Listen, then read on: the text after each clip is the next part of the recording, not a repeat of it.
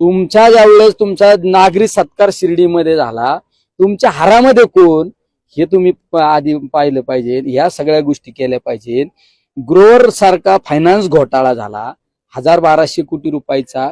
साळवे नावाचा जो घोटाळा करणारा ग्रस्त होता, तो कोणाचा कार्यकर्ता होता? ह्या टीमला अटक न करण्यासाठी यांना का सवलत दिली? एका एपीआय कडे तपास का दिला? ह्या सगळ्या गोष्टीवर तुम्ही आधी बोललं पाहिजे. तर तुम्ही पारनेरकरांना निलेश लंकेंवर बोलण्यापेक्षा तुम्ही गुन्हेगारी शिर्डीची गुन्हेगारी थांबवा, ही सगळी महत्वाची ही थांबवली पाहिजे.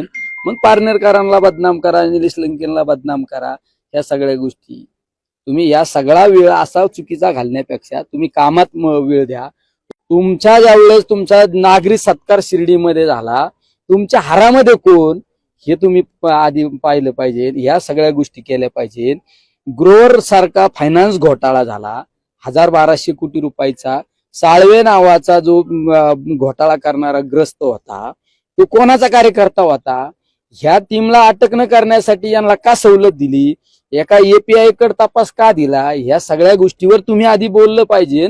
तर तुम्ही पारनेरकरांना निलेश लंकेंवर बोलण्यापेक्षा तुम्ही गुन्हेगारी शिर्डीची गुन्हेगारी थांबवा, ही सगळी महत्वाची ही थांबवली पाहिजे. मग पारनेरकरांना बदनाम करा, निलेश लंकेनला बदनाम करा. ह्या सगळ्या गोष्टी तुम्ही या सगळा वेळ असा चुकीचा घालण्यापेक्षा तुम्ही कामात वेळ द्या.